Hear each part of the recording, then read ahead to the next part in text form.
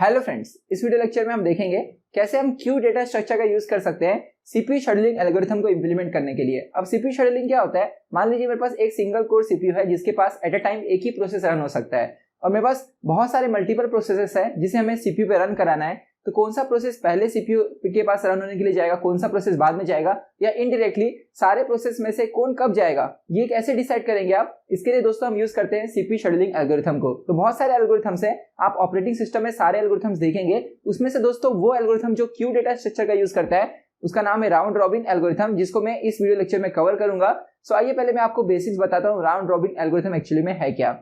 इसके लिए यहाँ पर मैं अज्यूम करूंगा कि मेरे पास 4 प्रोसेसेस हैं और उसको लेकर मैं पूरा राउंड रॉबिन एल्गोरिथम आपको यहाँ पर समझाने वाला हूँ। मान लीजिए मेरे पास 4 प्रोसेसेस हैं जो आपको स्क्रीन पे दिख रहे हैं, P1, P2, P3, P4, और यहाँ पर हमारे पास है सेंट्रल प्रोसेसिंग यूनिट। और दोस्तों अब पूरा का पूरा राउंड रॉबिन का एल्गोरिथम कुछ इस तरह काम करता है कि ये 4 प्रोसेसेस को मुझे क्यू में अरेंज करना होगा। मान लीजिए P1 पहले आया था, बाद में P2 आया था, फिर P3 आया था, फिर P4 आया था। तो आपको पता है ये क्यू कैसे बनाते हैं।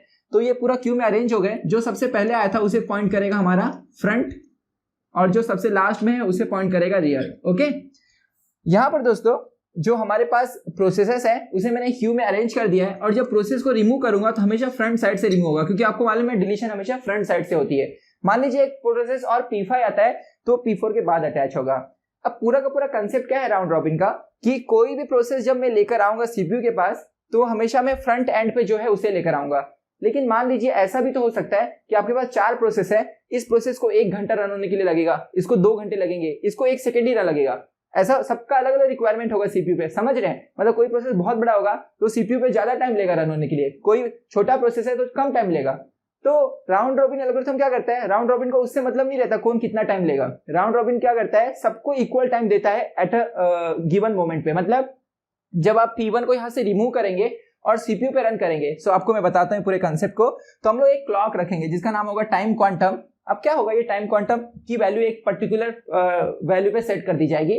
कुछ फैक्टर को ध्यान में रखिए, मैं बताऊंगा वो फैक्टर्स क्या होते हैं जब हम लोग ऑपरेटिंग सिस्टम पढ़ेंगे। तो यहाँ पर दोस्तों आपको इतना समझना है कि टाइम क्वांटम एक ऐसी वैल्यू है जो बता रहा है जब भी किसी प्रोसेस को यहाँ पर लेकर आएंगे तो उसे टाइम क्वांटम के इक्वल अमाउंट ऑफ टाइम के लिए रन करेंगे। फॉर एग्जाम्पल अगर टाइम क्वांटम है 2 यूनिट तो कोई प्रोसेस सिर्फ 2 यूनिट के लिए यहाँ पर रन हो सकता है। आप बोलेंगे सर अगर कोई प्रोसेस को 1 घंटे तक रन होना है, फॉर एग्जांपल यहाँ पर मैं 2 यूनिट बोल रहा हूँ, यूनिट की वैल्यू कुछ भी हो सकती है, माइक्रो सेकंड, मिली सेकंड। ओके, तो ऐसा मान लीजिए कि इसको P1 को 100 यूनिट टाइम चाहिए, लेकिन P1 को जब मैं यहाँ पर लेकर आऊंगा सीपीयू के पास तो उसको मैं 100 यूनिट के लिए रन नहीं करूंगा। टाइम क्वांटम है जितना है उतने टाइम के लिए रन करूंगा, यानी P1 सिर्फ 2 यूनिट के लिए रन होगा। तो आप बोलेंगे सर बाकी बचा हुआ 98 यूनिट उसे और चाहिए, तो उसे वो बाद के राउंड्स में मिलेगा। कैसे, जरा समझते हैं। देखिए यहाँ पर हम लोग P1 को लेकर आएंगे कहां पर, इस सीपीयू के पास, और 2 यूनिट के लिए रन करेंगे, फिर इसे हम लास्ट में अटैच कर देंगे। ये सबसे इंटरेस्टिंग पॉइंट है। मतलब जैसे ही आपने फ्रंट से कोई प्रोसेस रिमूव किया, उसे 2 यूनिट के लिए रन किया, फिर उसे आप रियर में ले जाकर अटैच कर देंगे। तो दोस्तों यहाँ पर मैं फिर से P1 को लेकर आता हूँ, शायद से मैं बैक चला गया। सो देखिए P1 रन हुआ 2 यूनिट के लिए, फिर उसे हम लास्ट में ऐसे अटैच कर देंगे। ठीक है, अब टॉप पे कौन आ गया, P2। अब P2 को लेकर आएंगे, 2 यूनिट के लिए रन करेंगे, फिर उसे हम लोग क्या करेंगे, बैक में अटैच कर देंगे। फिर टॉप पे कौन आ गया, P3। फिर P3 को लेकर आएंगे, फिर उसे 2 यूनिट के लिए हम लोग रन करेंगे, फिर उसे बैक पे अटैच कर देंगे। और फिर इसके बाद कौन आ गया, P4, और P4 को 2 यूनिट के लिए रन करेंगे, फिर उसे बैक पे अटैच कर देंगे। अब देख रहे हैं आप यहाँ पर P1 जो है उसको फिर से चांस मिल गया, समझ रहे हैं? मतलब P1 को फिर से यहाँ पे चांस मिल रहा है। तो इस तरह दोस्तों P1 का 2 यूनिट कंप्लीट हो चुका था, उसको टोटल कितना चाहिए था, 100 यूनिट।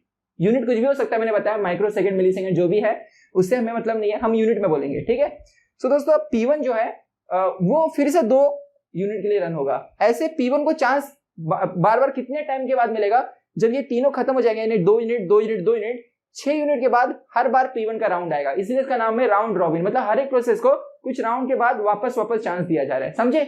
मतलब किसी प्रोसेस को अगर एक साथ बहुत ज्यादा टाइम चाहिए तो उसको एक साथ उतना टाइम नहीं दिया जाएगा, उसको पर्टिकुलर टाइम क्वांटम के लिए रन किया जाएगा। इससे क्या होगा, किसी हर एक प्रोसेस को चांस मिलेगा। यहाँ पर ऐसा कभी नहीं होगा कि किसी प्रोसेस को चांस ही नहीं मिल रहा है, इसलिए स्टारवेशन यहाँ पर जल्दी नहीं हो सकता किसमें, राउंड रॉबिन में। मतलब किसी प्रोसेस को बहुत देर तक वेट नहीं करना पड़ रहा है, समझ रहे हैं? सबको चांस मिल ही जा रहा है रन होने के लिए।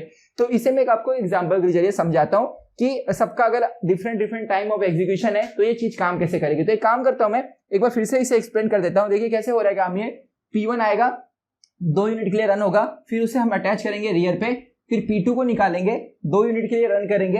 मैंने बताया 2 यूनिट जरूरी नहीं है, 4 यूनिट 5 यूनिट कुछ भी हो सकता है, टाइम क्वांटम आपको एग्जाम में दिया रहेगा। ठीक है, प्रॉब्लम कैसे सॉल्व करना है ये आपको मैं नेक्स्ट वीडियो में बताऊंगा, जिसमें मैं प्रॉब्लम सॉल्विंग प्लस कोडिंग भी बताऊंगा, इसे कोड कैसे करेंगे, इसके लिए सी में प्रोग्राम कैसे लिखेंगे दोस्तों। फिर हम P3 को लेकर आएंगे, 2 यूनिट के लिए रन करेंगे, फिर बैक में अटैच करेंगे, फिर P4 को लेकर आएंगे, 2 यूनिट के लिए रन करेंगे, बैक में अटैच करेंगे। अब मैं आपको पूरा सिनेरियो दिखाता हूँ एक्चुअली में कैसे होता है। तो देखिएगा, मान लीजिए हमारे पास जो प्रोसेसेस है, P1 को टोटल 8 यूनिट चाहिए CPU पे, मतलब अगर उसे मैं 8 यूनिट्स ऑफ टाइम दे दूं तो पूरी तरह एग्जीक्यूट हो जाएगा। सिमिलरली P2 को 4 यूनिट्स, P3 को 6 यूनिट और P4 को 2 यूनिट चाहिए। ठीक है, सो देखो कैसे होने वाला है। अब यहाँ पर ये पूरा का पूरा जो दोस्तों है क्यू, सबसे ऊपर टॉप पे मतलब फ्रंट पे है हमारे पास P1 और रियर पे हमारे पास P4। ठीक है, तो इसका मैं लॉजिकल डायग्राम बनाता हूं कुछ इस तरह। P1 है, P1 के पास P2 है, P2 के पास बाद P3 है, P3 के बाद P4 है। तो P1 दोस्तों पहले रन होगा कितने यूनिट के लिए? 2 यूनिट के लिए। सो देखिए, सबसे पहले P1 को लेकर आऊंगा और 2 यूनिट के लिए रन करा दूंगा। ठीक है, 2 यूनिट खत्म हो गया। अब क्या होगा, टोटल उसको 8 यूनिट चाहिए था, तो 2 यूनिट के लिए रन हो चुका, तो बचा कितना? 6 यूनिट। ठीक है, अब इसके बाद किसको चांस मिलेगा दोस्तों? जैसे ही P1 रन हो गया तो P1 को उठा के आपको अटैच कर देना है P4 के बाद। तो जस्ट वेट, यहां पर मैं फिर से बैक जाता हूं, देखिएगा P4 के बाद आपको P1 को यहां पे अटैच कर देना है। ठीक है, अब किसका चांस आएगा? P2 का। तो अब क्या होगा, यहां पर P2 जो है वो रन होने के लिए आएगा और उसके लिए उसको 2 यूनिट तक रन करेंगे, क्योंकि उसको कितना चाहिए था? सिर्फ 4 यूनिट चाहिए था, तो 2 यूनिट रन हो चुका, तो बचा कितना? 2 यूनिट। तो यहां पर P2 रन हो चुका, P2 को हम लोग P1 के बाद यहाँ पे अटैच कर देंगे। समझ रहे हैं ना, राउंड रॉबिन है। तो जिसको रन कर लिया उसको बैक में जाके आपको अटैच करना है। ठीक है, अब किसका पारी आया? P3 का। तो दोस्तों P3 को कितना यूनिट चाहिए? 6 यूनिट। तो P3 को 2 यूनिट टाइम देंगे तो बचेगा उसके लिए 4 यूनिट्स, और 2 यूनिट के लिए रन कर लिए, और फिर हम P3 को निकाल कर अटैच कर देंगे P2 के पास। ठीक है, फिर किसका राउंड आया दोस्तों? P4 का। लेकिन P4 को सिर्फ चाहिए 2 यूनिट। तो जैसे ही P4 को मैं रन करूंगा 2 यूनिट के लिए, तो ये पूरा खत्म हो जाएगा, क्योंकि उसको 2 यूनिट चाहिए था। तो P4 हमारे पूरे प्रोसेस लिस्ट से रिमूव हो गया, क्योंकि उसको जितना टाइम चाहिए था CPU पे उतना दे दिया गया। तो P4 को आपको सिंपली रिमूव कर देना है, पीछे अटैच नहीं करना है। तो अभी देखिए फिर से किसका राउंड आ गया? P1 का। तो ये 3 के बाद फिर से P1 आ गया, राइट। तो अब फिर से हम P1 को चांस देंगे। तो P1 को टोटल 6 यूनिट बचे हुए हैं टाइम, तो उसे हम और 2 यूनिट देंगे, तो अब बचेगा सिर्फ 4 यूनिट। ठीक है, तो लेकिन P1 जैसे आपने रन कर लिया तो उसको हम P3 के बाद अटैच कर देंगे, ऐसे समझ रहे, बैक में आके अटैच करना है, इसलिए इसका नाम है राउंड रॉबिन। मतलब एक राउंड के बाद सबको वापस हमें चांस मिल रहा है। अब P2 के पास आएंगे, P2 को कितना यूनिट चाहिए? 2 यूनिट ही बचा उसके लिए, उसको टोटल 4 चाहिए था, जिसमें से 1 दे चुका हूं, 2 यूनिट। तो अभी 2 यूनिट और देंगे। तो दोस्तों ये जो P2 है ये 2 यूनिट के लिए रन होगा और इस तरह ये खत्म हो जाएगा, क्योंकि उसको टोटल 4 यूनिट ही चाहिए था। तो P2 को हम लोग लिस्ट से निकाल देंगे। ठीक है, सो इसके बाद दोस्तों अब बचा P3 का राउंड आया। तो P3 को हम लोग क्या करेंगे? फिर से 2 यूनिट देंगे टाइम, 2 यूनिट के लिए रन करेंगे, और उसको भी 2 यूनिट और चाहिए फ्यूचर में। तो हम लोग क्या करेंगे? चाहिए तो निकाल कर पीछे अटैच करना है, अगर रिमेनिंग है तो पीछे अटैच करना है। तो अभी देखिए फिर से किसका आया चांस? P1 का। P1 को कितना यूनिट चाहिए? 4 यूनिट, पहले 2 यूनिट देंगे। ठीक है, चाहिए कितना भी चाहिए उनको चाहिए हो सकता है, लेकिन आप एट अ टाइम कितना टाइम देंगे उनको? जितना टाइम क्वांटम की वैल्यू है। सो P1 2 यूनिट के लिए रन होगा, तो 2 यूनिट उसे और फ्यूचर में टाइम चाहिए होगा। सो यहाँ पर दोस्तों हम P1 को रिमूव करके, P1 को यहाँ पर हम रिमूव करके P3 के बाद अटैच करेंगे। तो अब P3 का राउंड आ गया, P3 को सिर्फ 2 यूनिट चाहिए, तो P3 2 यूनिट के लिए रन होगा और इस तरह P3 लिस्ट से निकल जाएगा। अब फिर से किसका राउंड आ जाएगा? P3 के बाद P1 का। तो P1 को हम लोग रन कर देंगे। सो आप देखेंगे दोस्तों यहाँ पर जो प्रोसेसेस है उसका मैंने टाइमलाइन बनाया कि P1 कब खत्म हो रहा है? 20 यूनिट पे, राइट। P3 कब खत्म हो रहा है? 18 पे। P2 कब खत्म हो रहा है? 12 पे, राइट, क्योंकि 12 के बाद P2 नहीं दिख रहा है। और यहाँ पर P1 कब खत्म? P1 तो मैंने लास्ट में बताया, P2 पे हो गया, P3 पे हो गया। P4 कब खत्म हो रहा है? P4 यहाँ पर दोस्तों 8 यूनिट पे खत्म हो रहा है।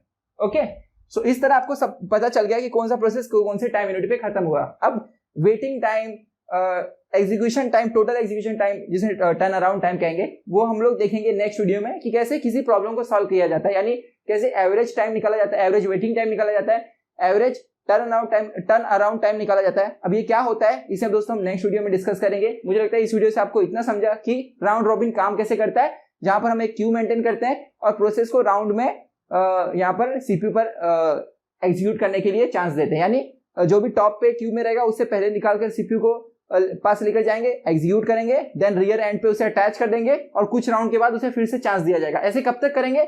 जब तक उसे वो पूरी तरह एग्जीक्यूट नहीं हो जाता। हर एक प्रोसेस का एग्जीक्यूशन टाइम अलग अलग होता है, इसलिए हम लोग ये पहले से नहीं बता सकते कि कोई प्रोसेस कितने टाइम के बाद रिमूव होगा। यहाँ तो मैंने पहले से आपको दे दिया ना कि इसको 8 यूनिट चाहिए, इसको 4 यूनिट चाहिए। रियल लाइफ में ऐसा नहीं होता। तो रियल लाइफ में कैसा होता है ये आप ऑपरेटिंग सिस्टम में सीखेंगे। डेटा स्ट्रक्चर में अगर आपको कोई क्वेश्चन आता है तो वहां पे आपको पहले से दिया रहेगा कि किसी प्रोसेस को कितना टाइम लगने वाला है, तो आपसे क्या पूछा जाएगा, बताइए वो प्रोसेस कौन से टाइम यूनिट पे खत्म होगा। तो ये इस टाइप के क्वेश्चन कैसे सॉल्व करेंगे, कैसे हम ये पता करेंगे कि इस प्रोसेस को कितना टाइम वेट करना पड़ा, राइट। तो ये सब चीजें दोस्तों हम लोग नेक्स्ट वीडियो में देखेंगे। तो मिलते हैं नेक्स्ट वीडियो में। बहुत बहुत धन्यवाद।